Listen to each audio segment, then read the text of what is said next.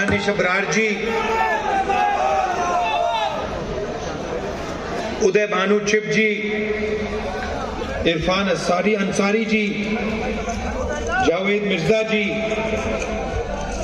रोहित चौधरी जी, हमारे कैंडिडेट अनिल भारद्वाज जी,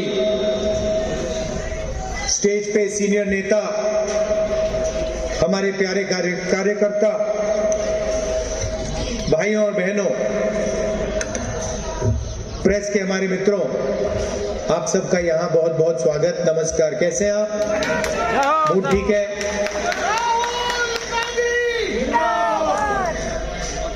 लड़ाई, नमस्कार। लड़ाई विचारधारा की है। एक तरफ नफरत, हिंसा, दूसरी तरफ मोहब्बत, भाईचारा। आरएसएस, बीजेपी के लोग संविधान को खत्म करना चाहते हैं, रद्द करना चाहते हैं।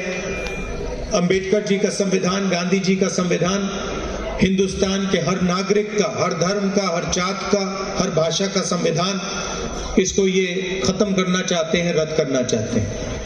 दूसरी तरफ कांग्रेस पार्टी,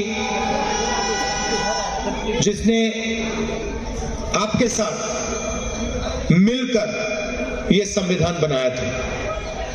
इस संविधान में साफ लिखा है कि हिंदुस्तान सबका है, गरीबों का, अमीरों का, हर धर्म का, हर जात का, हर भाषा का। ये लड़ाई चल रही है। जहां भी हम देखते हैं बीजेपी, आरएसएस के लोग भाई को भाई से लड़ाते हैं, एक धर्म को दूसरे धर्म से, एक जात को दूसरी जात से, एक भाषा को दूसरी भाषा से।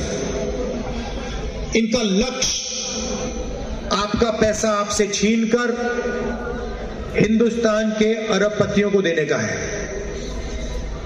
मैं आपको याद दिलाना चाहता हूं कि नरेंद्र मोदी जी ने हिंदुस्तान के 25 सबसे अमीर लोगों का 16 लाख करोड़ रुपया कर्जा माफ किया है। 16 लाख करोड़ रुपया कोविड के समय इनका कर्जा माफ किया। इनके लिए नोटबंदी की, इनके लिए गलत जीएसटी लागू करवाई, और जब भी मौका मिलता है अदानी, अंबानी जैसे लोगों का कर्जा माफ कर देते हैं। मैंने कहा कि ये मीडिया के हमारे मित्र हैं, मगर ये मित्र नहीं है, ये जनता के मित्र नहीं है। ये 24 घंटा अंबानी जी की शादी दिखा देंगे, मोदी जी का चेहरा दिखा देंगे, मगर दिल्ली की जो हालत है, गरीबों की जो हालत है, महंगाई, बेरोजगारी, किसानों की हालत, इसके बारे में ये 1 मिनट आपको टीवी पे नहीं दिखाएंगे। औजार ये उनके हैं, मीडिया वाले अंबानी, अदानी के औजार हैं, मोदी जी के औजार हैं, और इनका काम आपके ध्यान को इधर उधर करने का है। आपके सामने सच्चे मुद्दे हैं, आपको रोज दिखते हैं। महंगाई, बेरोजगारी, पोल्यूशन, पीने का पानी नहीं मिलता है, ये आपके मुद्दे हैं। मगर ये मीडिया वाले, नरेंद्र मोदी जी, इन मुद्दों के बारे में आपको कभी नहीं बताएंगे। रोजगार देश में स्मॉल और मीडियम बिजनेस वाले देते हैं। ये अरबपति जो हैं, चाहे अंबानी हो, अदानी हो, ये रोजगार नहीं देते हैं। इनकी हजारों लाखों करोड़ रुपए की कंपनी होती है, मगर इन कंपनियों में बहुत कम लोगों को रोजगार मिलता है। रोजगार छोटे बिजनेस वाले, छोटे व्यापारी, स्मॉल मीडियम बिजनेस वाले, ये रोजगार देते हैं और ये इनोवेशन भी करते हैं। इनको मारने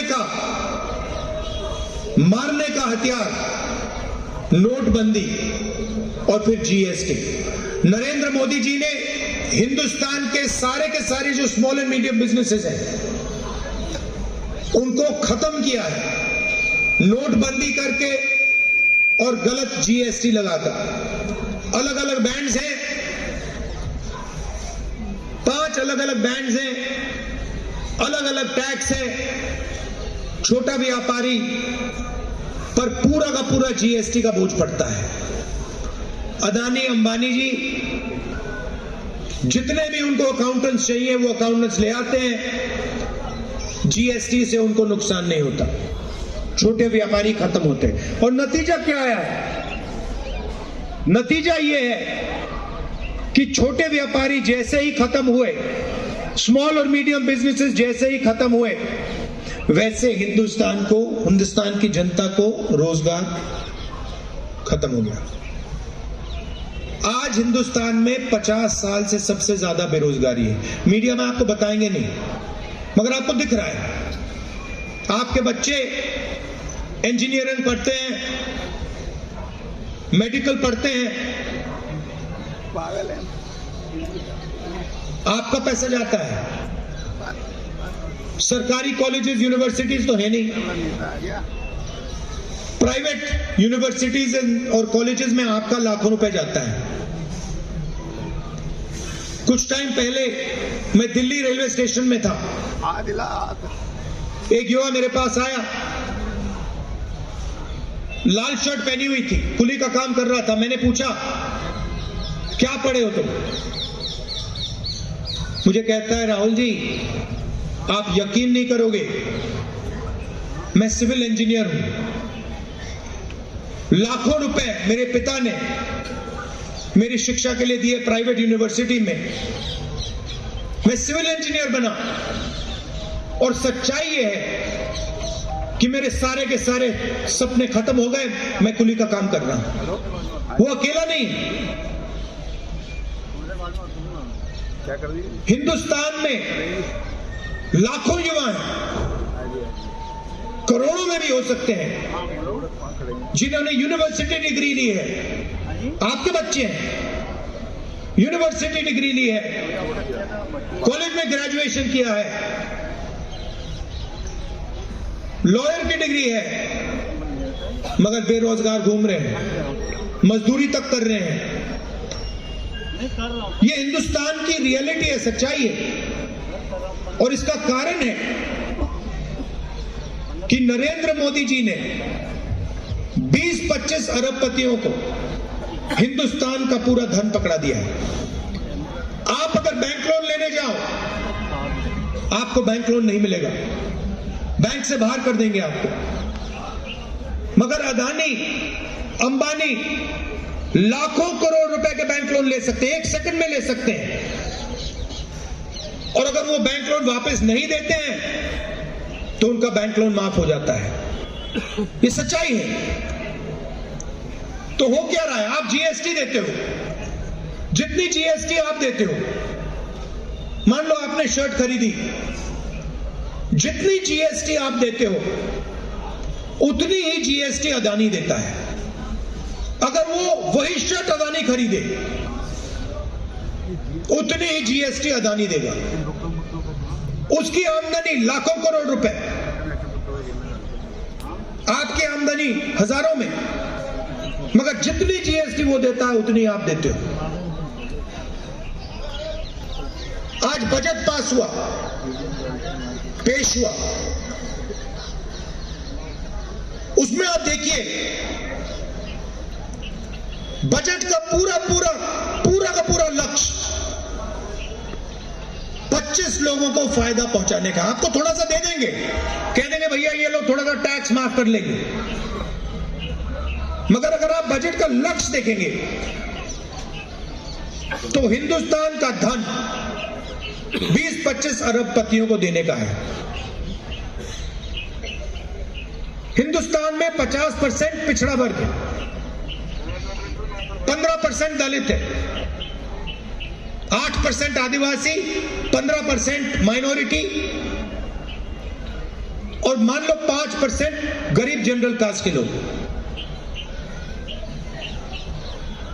प्राइवेट अस्पतालों के मालिक देखो, प्राइवेट कॉलेजेस यूनिवर्सिटीज के मालिक देखो, बड़ी बड़ी कंपनियों के मालिक देखो, बड़े बड़े जजेस की लिस्ट निकालो और मुझे दिखा दो पिछड़े वर्ग के कौन है, दलित कौन है, आदिवासी माइनॉरिटीज के कौन है, गरीब जनरल कास्ट के कितने हैं। वही चुने हुए लोग हैं, उनके मित्र हैं, वो सब उनको मिलता रहता है। 90 लोग बजट बनाते हैं, जो आपका पैसा बटता है, आज बटा है, 90 लोगों ने निर्णय लिया है। पिछले साल मैंने उनकी लिस्ट निकाली, मैंने क्या पता लगाता हूं ये है कौन। 50% पिछड़े वर्ग की आबादी है, 90 में से 3 पिछड़े वर्ग के लोग हैं, अफसर हैं। छोटे छोटे डिपार्टमेंट पकड़ा रखे हैं। अगर बजट में 100 रुपए बढ़ते हैं तो पिछड़े वर्ग के अफसर 5 रुपए का निर्णय लेते हैं। यहां पे मेरे दलित भाई बहन हैं, आपके बारे में बहुत बात होती है। आपके 90 में से 3 अफसर हैं, छोटे छोटे डिपार्टमेंट दे रखे हैं, पीछे बैठा रखा है। अगर कुछ उल्टा सीधा बोलते हैं, एसीआर में करियर खत्म करा जाता है।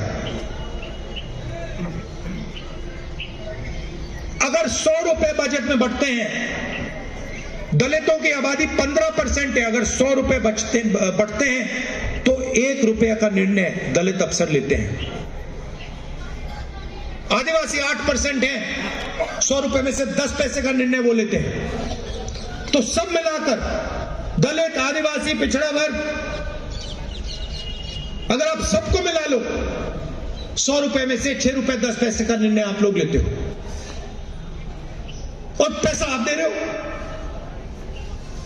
जीएसटी दे कौन रहा है? गरीब जनरल कास्ट के लोग, पिछड़ा वर्ग, दलित, आदिवासी, माइनॉरिटी, यही तो दे रहे। अदानी थोड़ी दे रहा है जीएसटी, अंबानी थोड़ी दे रहा है, आप लोग दे रहे हो।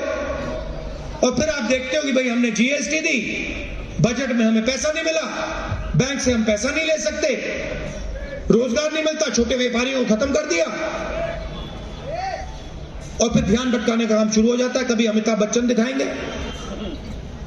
डांस गाना दिखाएंगे, क्रिकेट दिखाएंगे।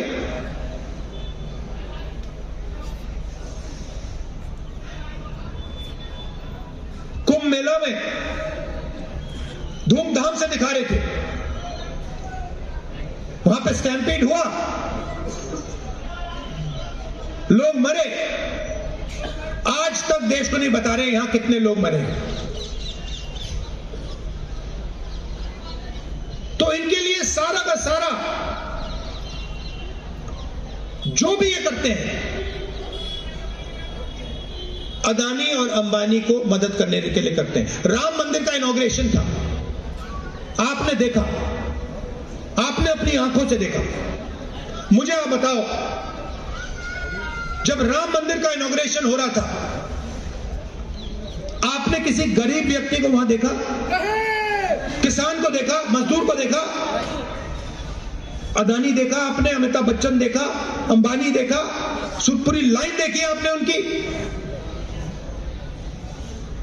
और फिर मोहन भगवत कहते हैं कि 15 अगस्त 1947 को हमें आजादी नहीं मिली, आजादी अब मिली है। मोहन भगवत का कहना है कि आजादी तो मोदी जी के आने के बाद मिली है। ये सीधा संविधान पर आक्रमण है। अगर 1947 में आजादी नहीं मिली तो फिर इस किताब का क्या मतलब है? तो यही हो रहा है। और बीच में केजरीवाल जी आ गए, विचारधारा की लड़ाई चल रही है कांग्रेस बीजेपी के बीच में केजरीवाल जी आए, खंबे पे चढ़ गए।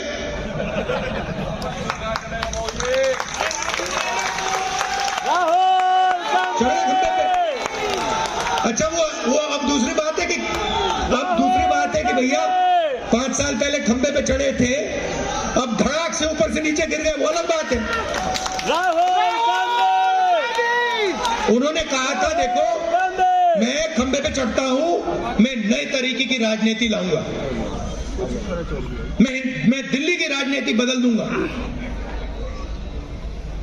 भ्रष्टाचार मिटा दूंगा, यमुना को साफ कर दूंगा, पोल्यूशन हटा दूंगा, मोदी को माफ कर दूंगा, मोदी को माफ कर दूंगा। हुआ क्या? सबसे बड़ा भ्रष्टाचार,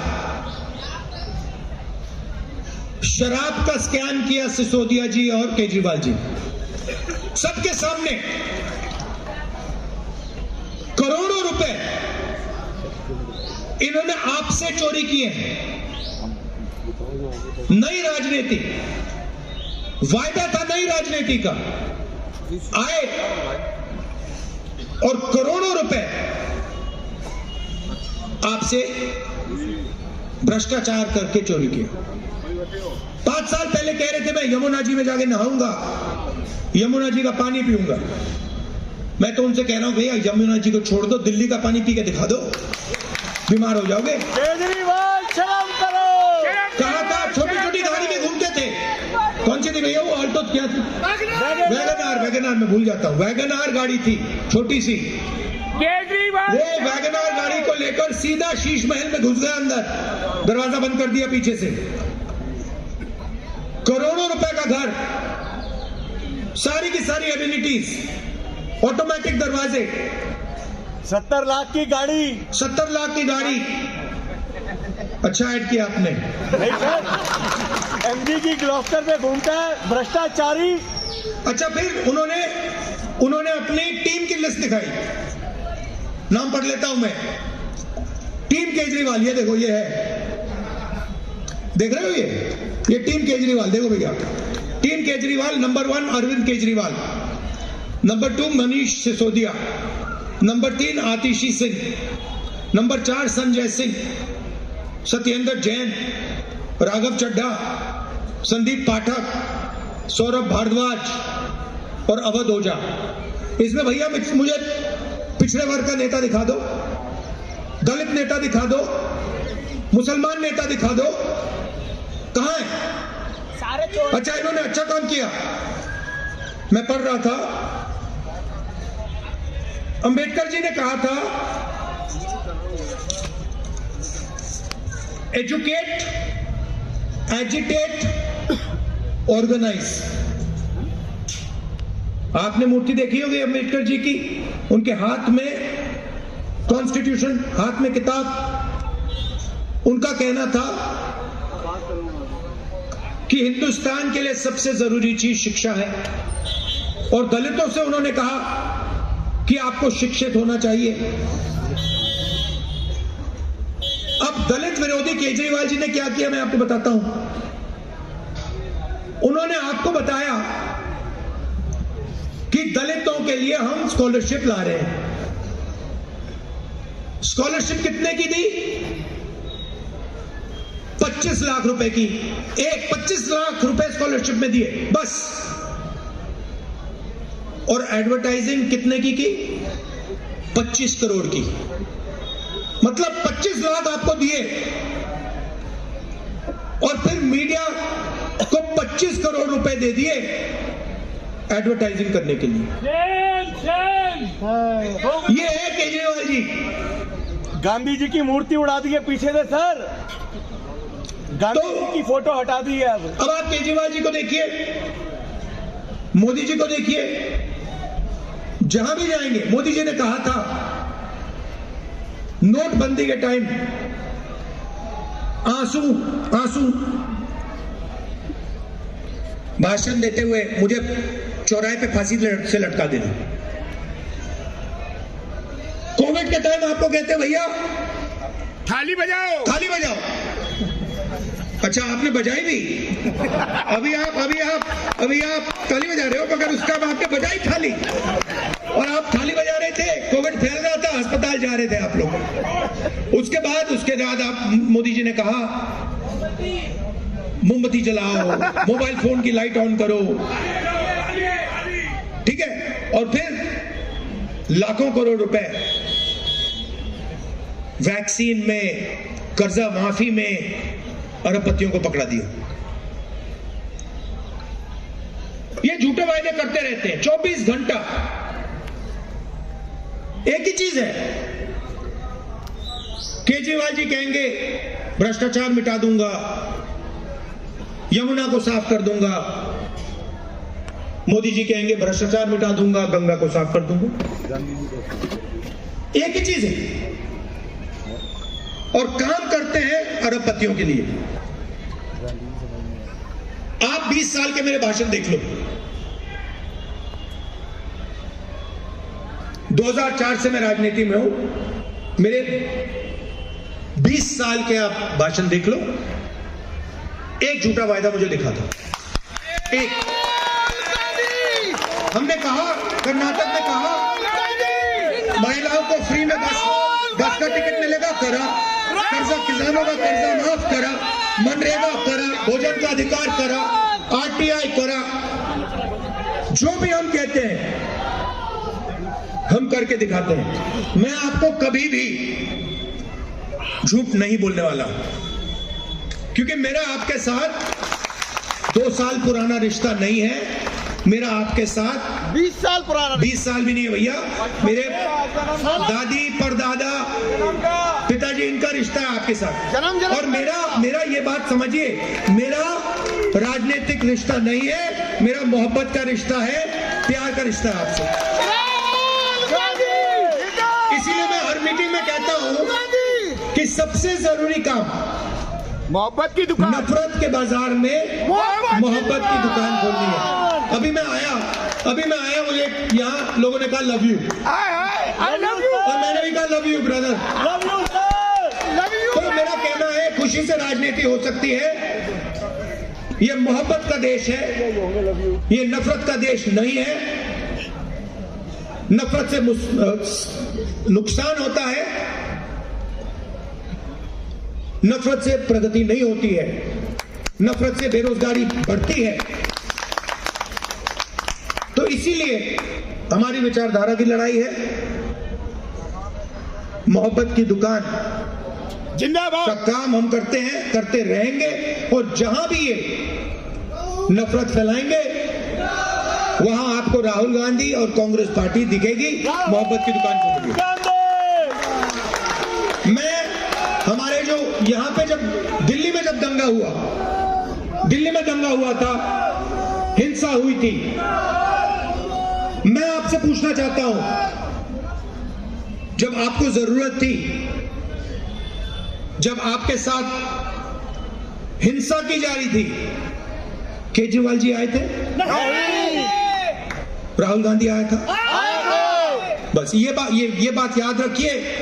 हम 4000 किलोमीटर देश में नफरत को मिटाने के लिए, भाईचारे के लिए, कॉन्स्टिट्यूशन के लिए, संविधान के लिए हम कन्याकुमारी से कश्मीर चले हैं, 4000 किलोमीटर चले हैं, क्योंकि हम इस देश से मोहब्बत करते हैं, इस देश की जनता से मोहब्बत करते हैं, और हम कॉन्स्टिट्यूशन, संविधान की रक्षा करते हैं। आप सब आए, शाम का समय है, मैं आप सबका दिल से धन्यवाद करना चाहता हूं। यहां हमारे प्रत्याशी हैं, इनको भारी बहुमत से जिताइए। नमस्कार, जय हिंद, धन्यवाद।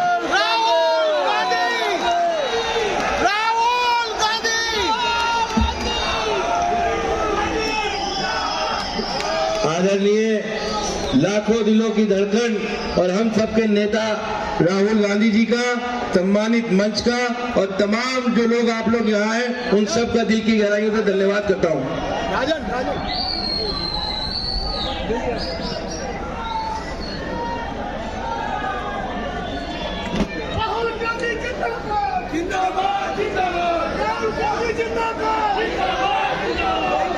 अनिल भाई जिंदाबाद, जिंदाबाद, राहुल गांधी जिंदाबाद, राहुल गांधी जिंदाबाद, राहुल गांधी जिंदाबाद,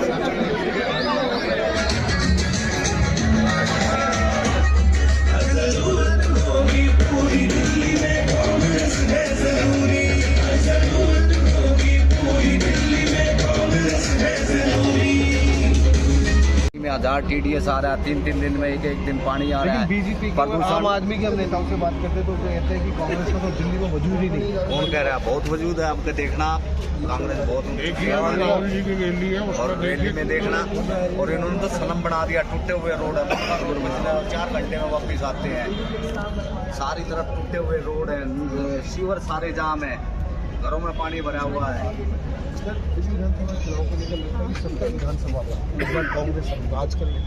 सर, मेरा ऐसा पूर्ण मानना है कि इस बार हम बहुमत से दिल्ली सरकार बनाने जा रहे हैं, क्योंकि अगर हम पिछले 11 साल में केजरीवाल सरकार के अगर हम कामकाज की बात देखें तो हर कोई उनसे त्रस्त है, झूठे वायदों से सब कोई परेशान है। बुजुर्गों की पेंशनें रोक दी गई हैं, युवाओं को जो रोज़गार के लिए बात करी गई, वायदे करे गए, वो सारे वायदे झूठे खोखले निकले हैं। बात करते थे कि हम दिल्ली को विश्वविद्यालय देंगे, विश्वविद्यालय ना देने के उन्होंने दिए शराब के ठेके। और हर दिल्ली की महिला, बहन, बेटी आज इस बात से बहुत आहत है कि जब वो अपने घर को, अपने भाइयों को, बेटों को, अपने पिताओं को इस रूप में देखते हैं कि जो इनकी शराब नीति आई जिसमें 1 शराब मिलती है, उसके तहत जो लोगों के घर बर्बाद हुए, उसके लिए आज दिल्ली की महिलाएं, दिल्ली के सब लोगों ने ये देखा कि किस कदर केजरीवाल जी ने दिल्ली का नाश पीटा। और पूरे देश के अंदर जैसे कि हम बात करते हैं कि युवाओं को नशा मुक्त करना चाहिए। एक अहम सवाल कर जी, क्या कांग्रेस किसी से आने वाले समय में दिल्ली विधानसभा में गठबंधन कर सकती? सर, ऐसा है कि हम अपनी पूर्ण बहुमत लेकर आ रहे हैं तो गठबंधन की तो बात होती ही नहीं है, क्योंकि ऐसा हमारा मानना है कि पूर्ण बहुमत हमारी बनने जा रही है, तो हम अपने दम पर अपनी सरकार बनाने जा रहे हैं। बालका ने भी कह दिया मैं भूल जाऊँ। आपको लगता है कि 5 साल के लिए जनता कांग्रेस को विश्वास कर सकती है? क्या है कि लोगों ने आम आदमी पार्टी को देखा, पहले कांग्रेस को देखा, बीजेपी को देखा, तो बदली हुई किस्मत है, बहका हुआ जमाना है। जिनके हाथों में सत्ता है, जिनको होना था जेलों में, उनके हाथों में जेल खाना है। आज ये जो दिल्ली में असेंबली इलेक्शन चल रहे हैं, इसकी रूपरेखा और बहुत अच्छी कांग्रेस पहले से बना चुकी है। ऐसा नहीं कि आज कुछ प्लानिंग हो रही है। अपने सभी कांग्रेस कार्यकर्ताओं का और कांग्रेस परिवार का मनोबल ऊंचा करने के लिए राहुल गांधी जी यहाँ आ रहे हैं। पूरी टीम अपनी तन मन धन से इसके लिए तन मन धन से लगी हुई है, अपने कांग्रेस को मजबूत करने के लिए।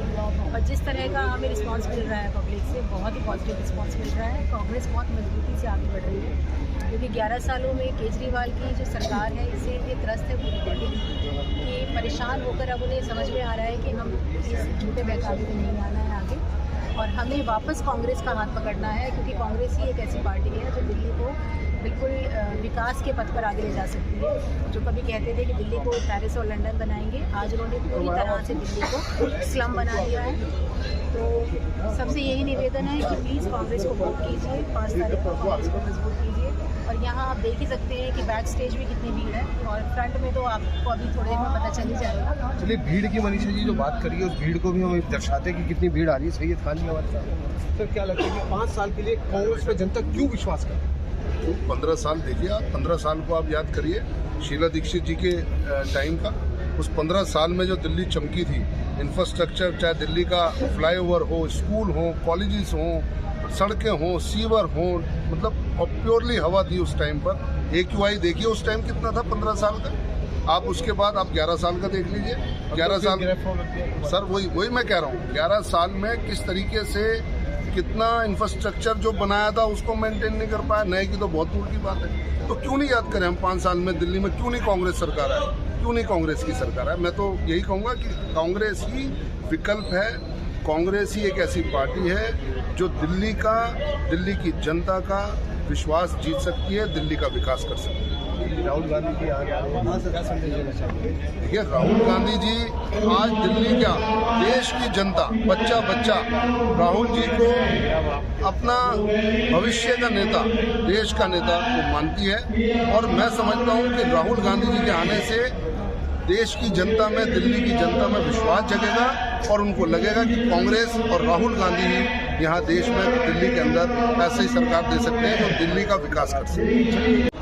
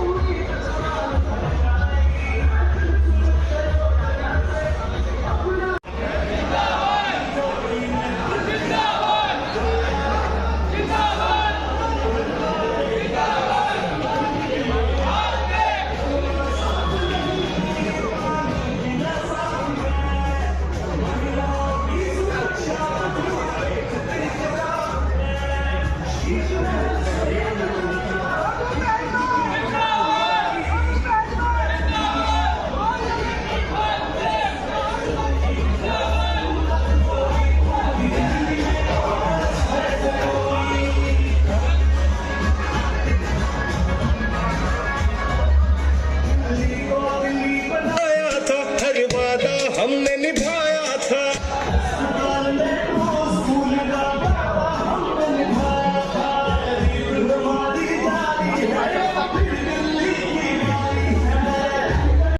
कुणाल सभी साथी वहीं बैठेंगे, प्लीज झंडे लेके वहीं बैठेंगे, आगे नहीं लाने। और भी जो साथी पीछे आ रहे हैं सभी जल्दी कृपया पंडाल पे आ जाएं। अभी कुछ ही मिनटों में हमारे लोकप्रिय जनप्रिय नेता और नेता प्रतिपक्ष लोकसभा आदरणीय श्री राहुल गांधी जी हमारे बीच पहुंचने वाले। मैं आप सबसे निवेदन करूंगा कि कृपया अपना अपना स्थान ले लें।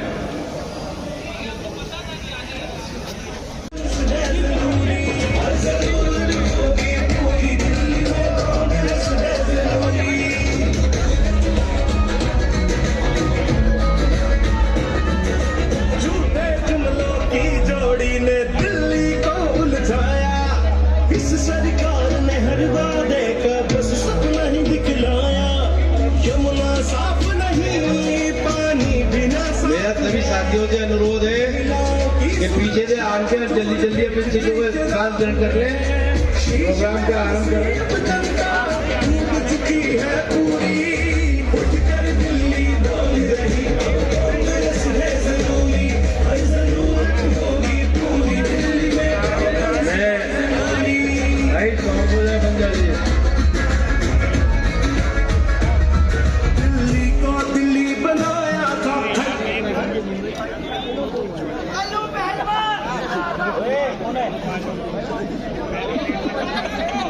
हेलो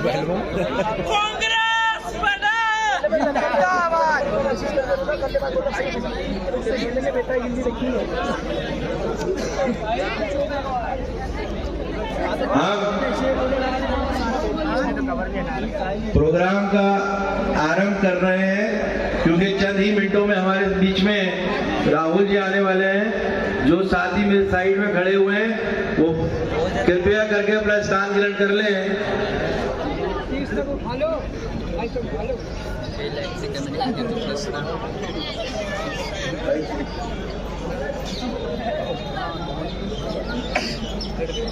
अभी लेट तो काफी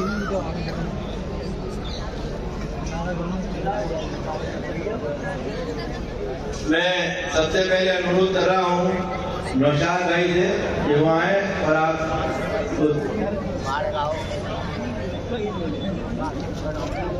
धन्यवाद। हमारे बीच में यहाँ दिल्ली के प्रभारी मेरे बड़े भाई दानिश अबरार साहब, इस क्षेत्र के क्रांतिकारी और बेहतरीन पहले 3 बार विधायक रह चुके हैं श्रीनगर से, आदरणीय अनिल भारद्वाज साहब, यहाँ पे जिला कांग्रेस कमेटी के अध्यक्ष जावेद मिर्जा साहब, मुमताज पटेल साहिबा, यहाँ पे बैठे हुए तमाम मंच पे बैठे हुए बुजुर्ग नौजवान साथी, मुल्क के मालिकों जो आप सामने बैठे हो, आज यहाँ पे बहुत हर्ष की बात है, बहुत खुशी की बात है कि पदम नगर विवेकानंदपुरी के अंदर सदर बाजार के अंदर आज राहुल गांधी आ रहे हैं। आप लोगों से गुजारिश करता हूं कि जोरदार तालियां राहुल गांधी जी के लिए, जोरदार तालियां मेरे साथ नारा लगाएंगे, राहुल गांधी, राहुल गांधी, राहुल गांधी, सोनिया गांधी, प्रियंका गांधी, कांग्रेस पार्टी, कांग्रेस पार्टी। धन्यवाद।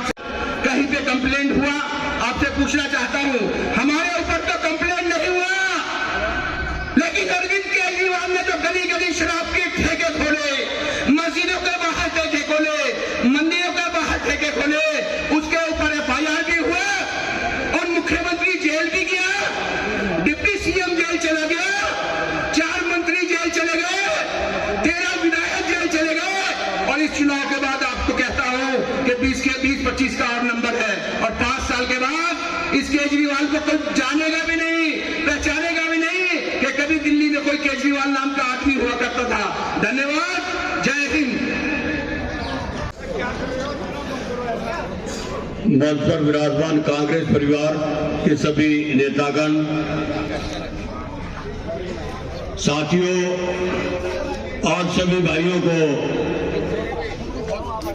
पता है कि हमारे क्षेत्र सदर विधानसभा से छोटे भाई अनिल भारद्वाज जी आपके बीच में कांग्रेस पार्टी के प्रत्याशी बनकर आए हैं। आपने यहां से 11 साल का शासन झाड़ू का भी देखा है कि यहाँ के जो विधायक हैं और जो आम आदमी पार्टी ये कहकर आई थी कि हम दिल्ली से भ्रष्टाचार खत्म कर देंगे, हम दिल्ली को सड़क बना देंगे, और जनता ने उन पर विश्वास किया और उनको पूर्ण बहुमत इतना तगड़ा बहुमत देकर जिताया कि विपक्ष में बैठने के लोग ये नहीं रहे। लेकिन आज उन्होंने जो इस क्षेत्र की समस्याएं 10 साल के अंदर यहाँ के जो विधायक है आम आदमी पार्टी के, उनको 105 करोड़ रुपया क्षेत्र के विकास के लिए दिया गया। और मैं यहाँ ये दावा करता हूं क्षेत्र के अंदर 5 पैसे कहीं नहीं लगाए उसने। सभी गलियां टूटी पड़ी हैं, सीवरों की बुरी हालत है, पानी पीने लायक नहीं मिलता। लोग बाग पानी मोल से लेकर पीकर अपने बच्चों को बचा रहे हैं। इस 10 साल के अंदर मैं पूछना चाहता हूं कि आम आदमी पार्टी के विधायक ने इस क्षेत्र के अंदर एक भी को बच्चों के लिए स्कूल बनाया हो, कोई हॉस्पिटल में सुविधा दी हो, किसी प्रकार का कोई बलात्कार, कोई पब्लिक के लिए कोई चीज बनाकर दी हो, तो मैं इस मंच से चैलेंज करता हूं, आकर बताएं कि मैंने ये काम किया है। साथियों, जब मैं 2002 के अंदर यहां पहली बार निगम पार्षद चुनकर आया,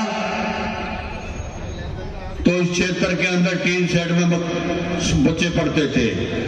कांग्रेस के शासन में हम थे और 12 स्कूल हमने यहां बनाए पक्के बच्चों के लिए। ये साथ में हमारा पोलो क्लिनिक है। इसके अंदर एक्सरे की मशीन लाए थे नहीं, अल्ट्रासाउंड लैब, सब डेंटल चेयर, डेंटल डॉक्टर, एक तरह से ये मिनी हॉस्पिटल हमने बनाया था। इसको जच्चा वार्ड मैटरनिटी होम यहां चालू किया था।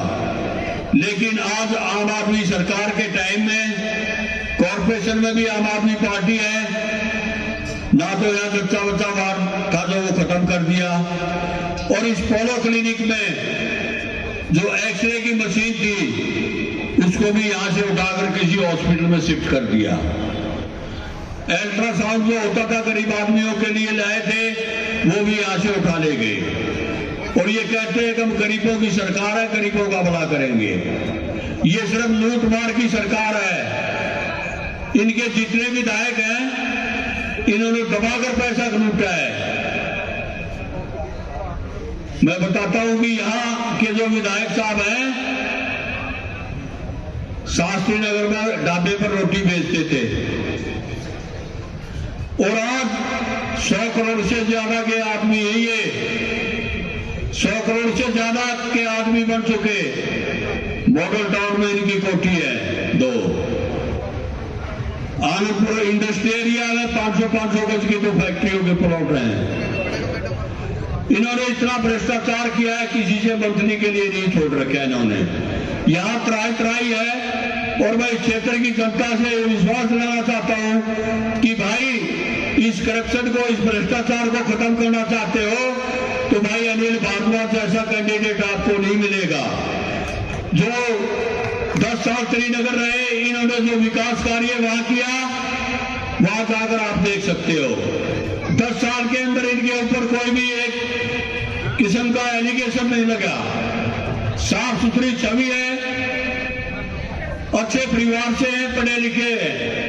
मैं आपसे वादा करता हूं यहाँ की जनता से कि भाई एक मौका भाई अनिल भारद्वाज को आप दो, तो जो पहले यहाँ काम होते थे उससे ज्यादा दोगुने काम आपको मिलेंगे, और इस क्षेत्र को विकास की गंगा बनाकर भाई छोड़ देंगे। मैं सभी का यहाँ तहे दिल से धन्यवाद करता हूँ कि जो यहाँ आए और अपना कीमती समय दिया। भाई अनिल भारद्वाज के लिए फिर प्रार्थना करता हूँ कि 5 तारीख को, आने वाली 5 तारीख को ज्यादा से ज्यादा कांग्रेस का बटन दबाएं, आपका बटन दबाएं, और भाई 8 तारीख को यहाँ फिर दोबारा जश्न मनाएंगे, ये आपसे वादा करता हूँ। बहुत बहुत धन्यवाद सतबीर शर्मा जी। अब मैं अनुरोध कर रहा हूँ भैया पुलिस ऑफिसर से मेरी निवेदन है कि ये जो 2 गायें जल्दी से आने दें।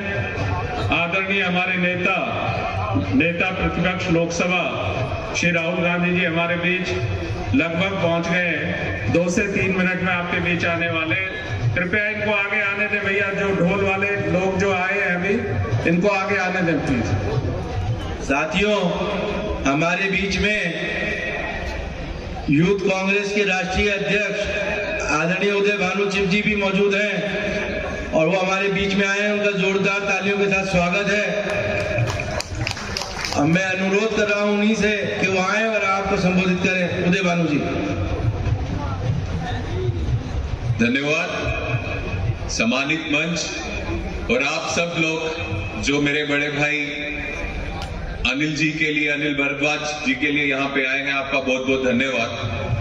आज एक बहुत महत्वपूर्ण समय इसलिए भी है कि आपको चुनना है कि ऐसे कैंडिडेट को वोट दें जो 5 साल पूरे आपके बीच में रहते हैं, आपकी मदद करते हैं, या फिर किसी वैसे कैंडिडेट को वोट दें जो मोदी जी के नाम पे, केजरीवाल के नाम पर वोट तो ले जाएंगे और फिर 5 साल की छुट्टी में चले जाएंगे। साथियों, जो झूठे वादे मोदी जी ने किए आप सब जानते हैं, जो झूठे वादे केजरीवाल ने किए वो भी आप सब जानते हैं। कभी कहते थे यमुना साफ कर देंगे, अगर नहीं की तो वोट मत डालना, तो यमुना तो साफ नहीं हुई, नहीं हिम्मत है केजरीवाल जी में डुबकी मारने की। तो आज उनकी बात मान लीजिए जो उन्होंने 5 साल पहले कहा था कि उनको वोट नहीं डालने हैं। साथियों, हमारे बीच में आदरणीय हमारे नेता राहुल जी आ गए। जोरदार तालियों के साथ राहुल जी का जोरदार तालियों का स्वागत। राहुल गांधी, राहुल गांधी, कांग्रेस पार्टी, बैठते आदरणीय राहुल गांधी, जोरदार तालियों से स्वागत।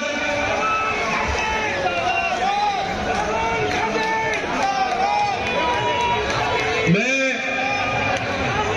हमारे राष्ट्रीय सचिव आदरणीय दानिश अबरार साहब और यहाँ से हमारे आपके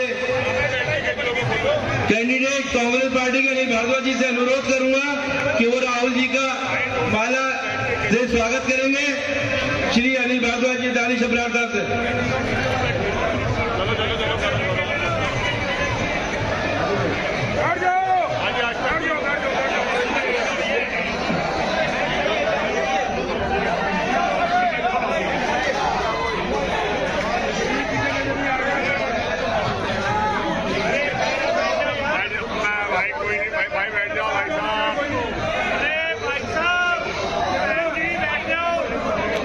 भाई साहब बैठ जाओ, कह रहे हैं थोड़ा बैठ जाओ, फिर बैठा देंगे, हटा देंगे, बैठ जाओ, वो गड़बड़ करेंगे।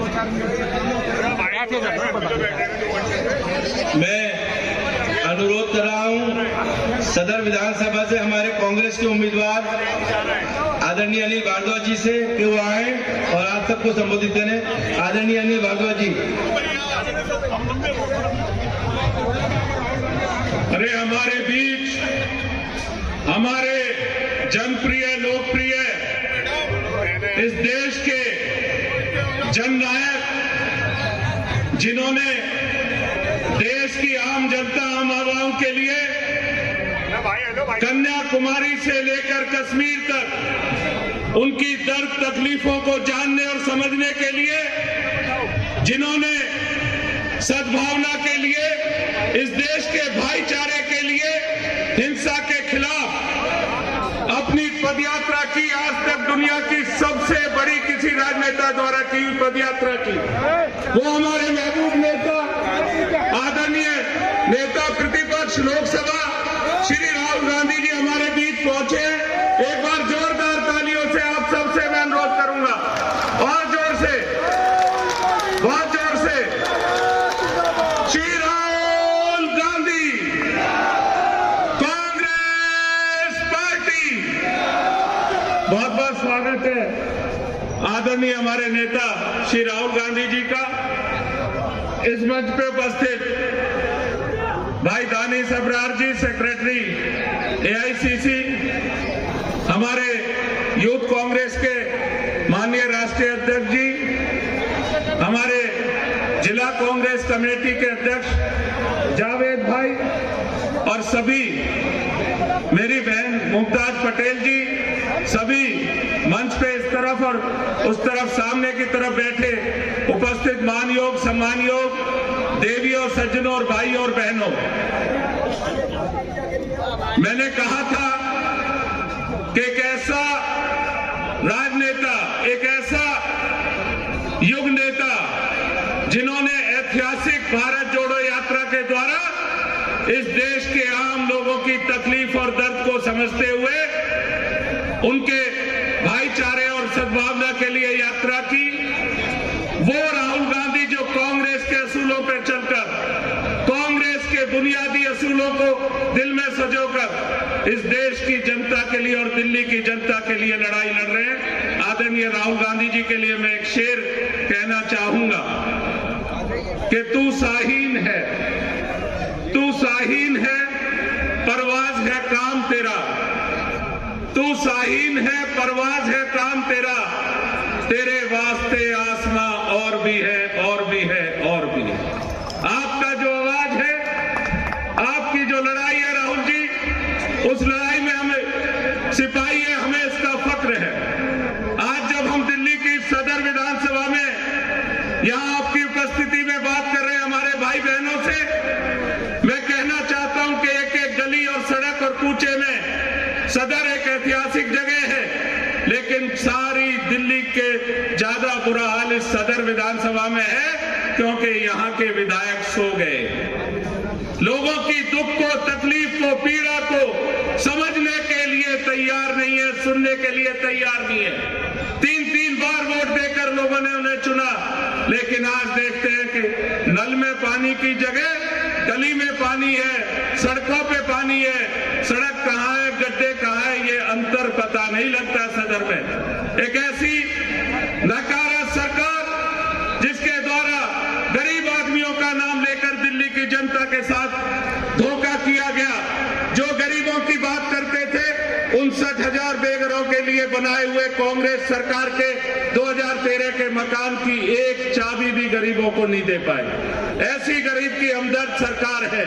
दिल्ली में एक नया राशन कार्ड नहीं बनता, एक राशन कार्ड पे नाम नहीं छपता, किसी की नई पेंशन नहीं लगती। ये दर्द है, ये सूरत हाल है।